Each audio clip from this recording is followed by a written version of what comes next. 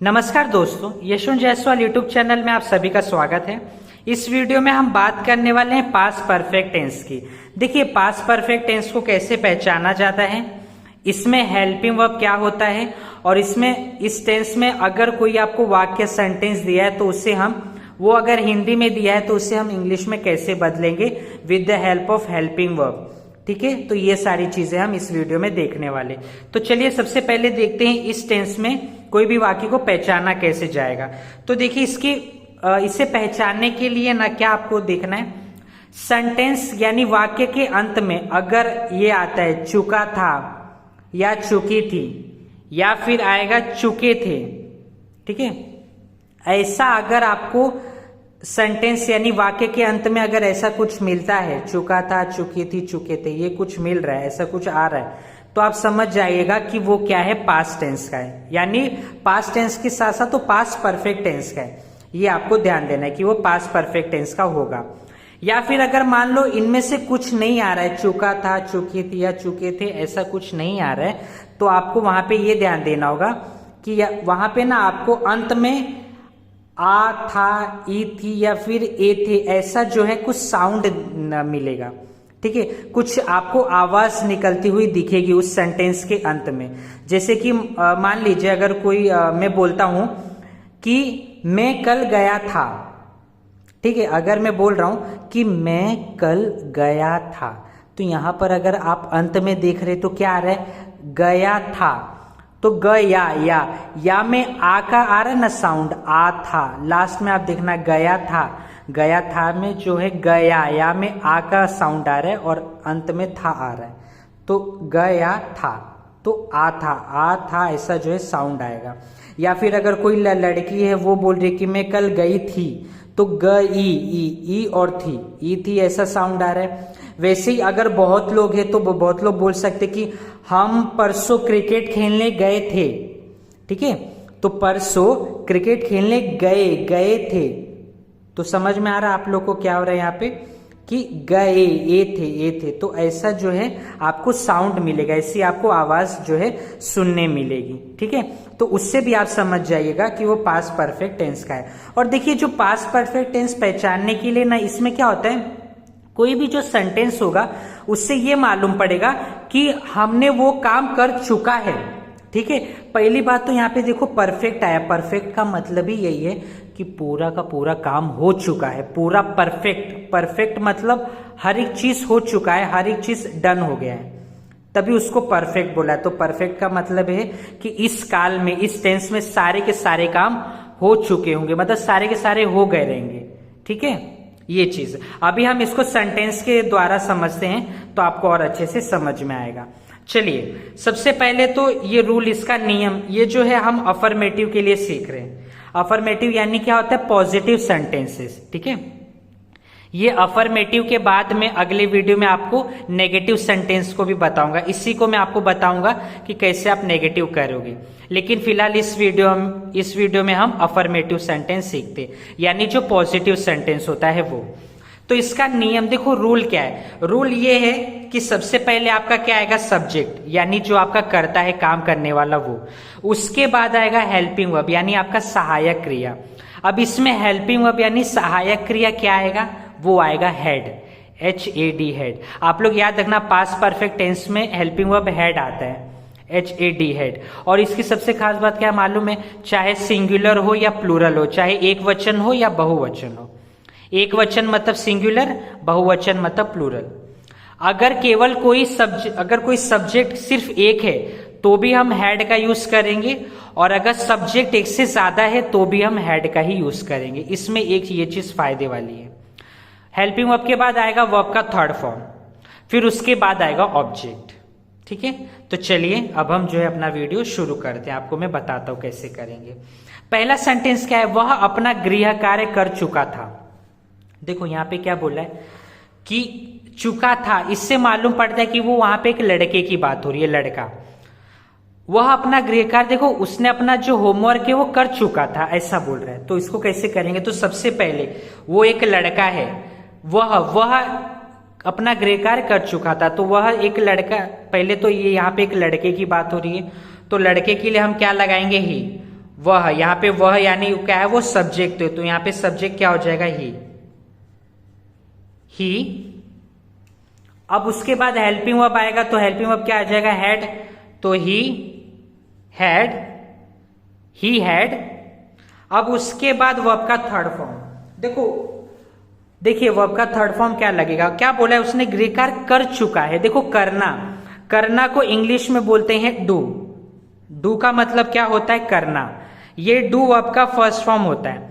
और डिड ये वर्ब का सेकेंड फॉर्म होता है। और डन DONE डन ये वर्ब का थर्ड फॉर्म होता है। तो यहां पर हेड के बाद जो वर्ब का थर्ड फॉर्म लगेगा करने का वो है डन, तो डन लगेगा। तो क्या होगा, he had done.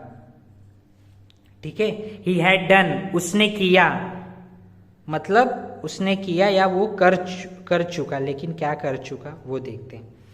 He had done, देखो उसने किया, ठीक है, उसने कर लिया, क्या कर लिया, होमवर्क। क्या कर लिया, होमवर्क।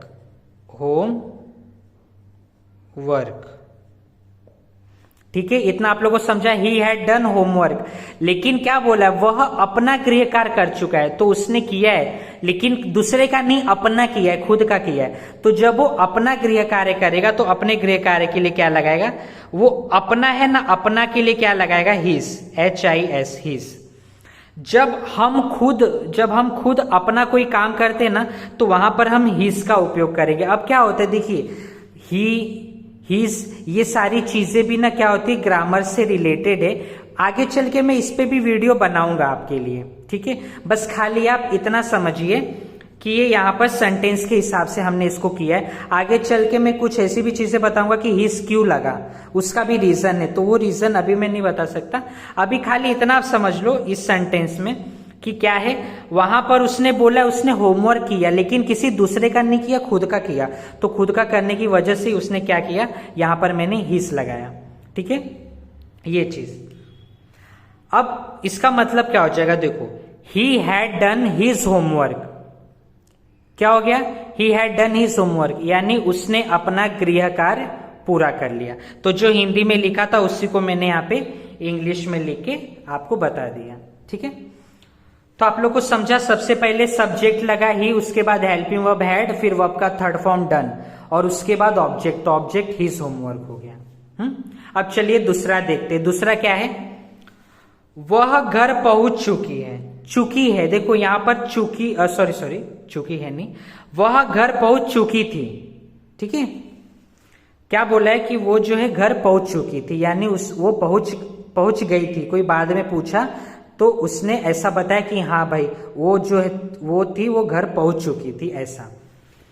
अब यहाँ पे चुकी थी की बात है, यानी यहाँ पे कोई लड़की की बात कर रहे हैं। कोई तो लड़की है, तो लड़की के लिए क्या लगेगा, जो सब्जेक्ट हो जाएगा वो हो जाएगा शी।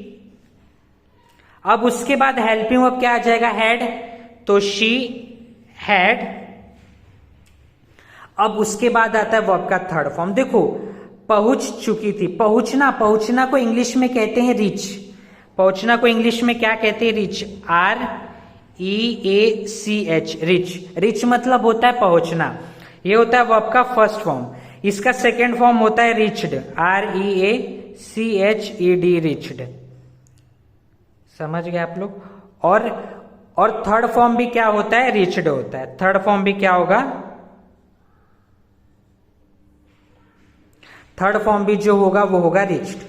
तो यहां पे क्या लगाएंगे, रिच्ड आएगा। ठीक है, चलिए एक सेकेंड में मिटा दो। तो क्या आ जाएगा, शी हैड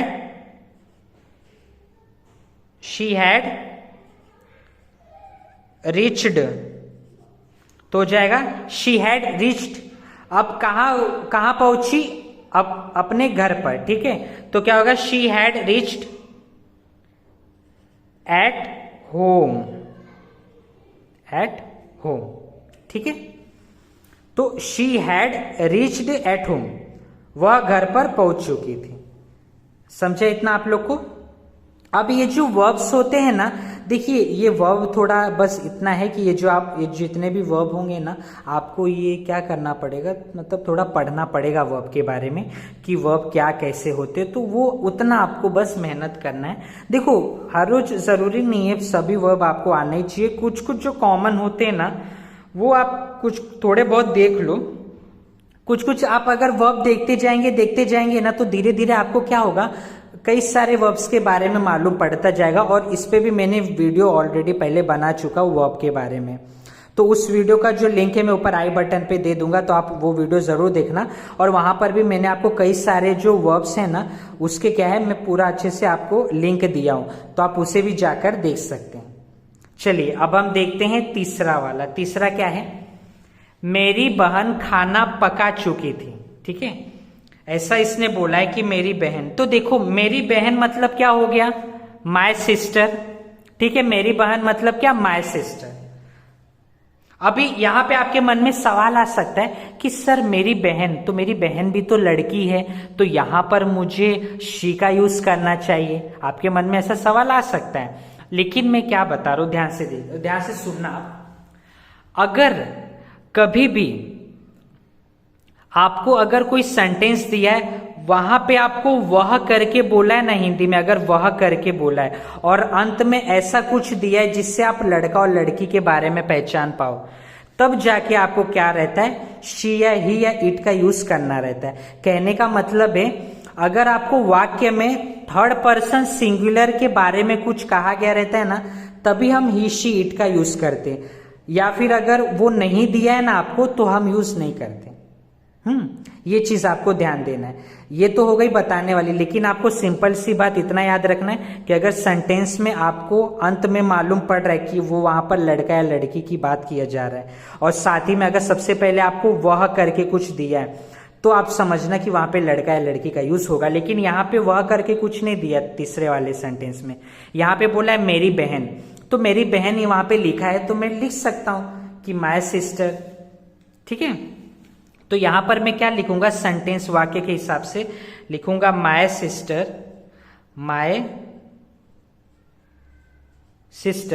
मेरी बहन। क्या बोला है, अब देखो माय सिस्टर ये हो गया आपका सब्जेक्ट, उसके बाद क्या आएगा, हेल्पिंग वर्ब। तो हेल्पिंग वर्ब आ गया हैड, HAD हैड, तो my sister had.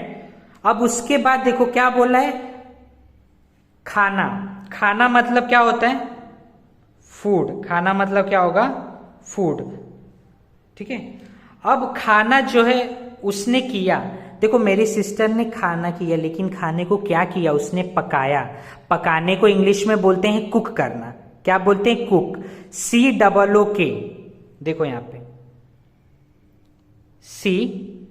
COOK, cook मतलब होता है पकाना। इसका सेकेंड फॉर्म होता है कुक्ड। सेकेंड फॉर्म क्या होता है, कुक्ड, और थर्ड फॉर्म भी इसका कुक्ड ही होता है। ठीक है, यही होता है।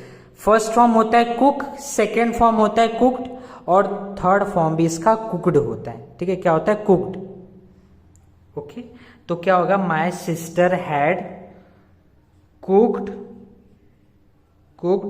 फूड।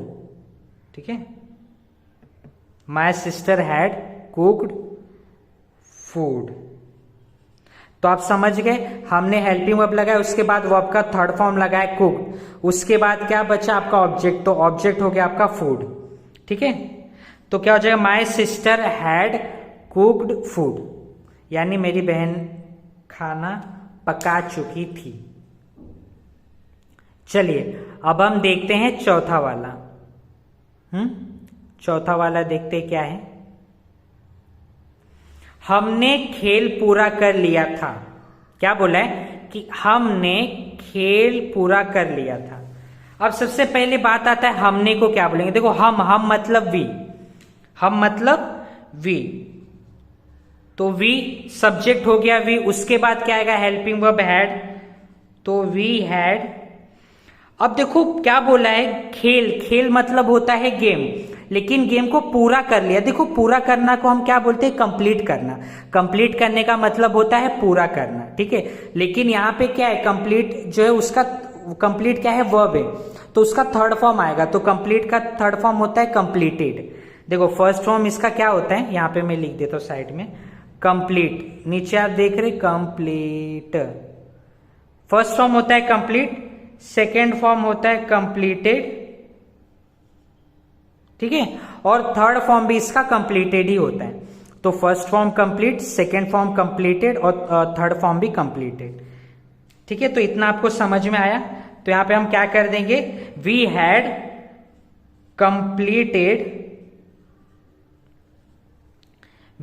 कंप्लीटेड, लेकिन क्या कंप्लीटेड, गेम, तो क्या हो जाएगा, द गेम, ठीक है। तो हो जाएगा we had completed the game, हमने खेल पूरा कर लिया था, ठीक है। तो मुझे आशा है कि आप लोगों को ये जो मैंने बताया ये समझ में आया होगा। अगर आपको ये वीडियो पसंद आया हो तो प्लीज लाइक, शेयर और सब्सक्राइब जरूर करें। और अगर आपको कोई डाउट है तो कमेंट सेक्शन में मुझसे जरूर पूछें, मैं उससे सॉल्व करने की और उससे बताने की पूरी कोशिश करूंगा। तो चलिए मिलते हैं अगले वीडियो में नेगेटिव सेंटेंस के साथ, तब तक के लिए धन्यवाद, जय हिंद।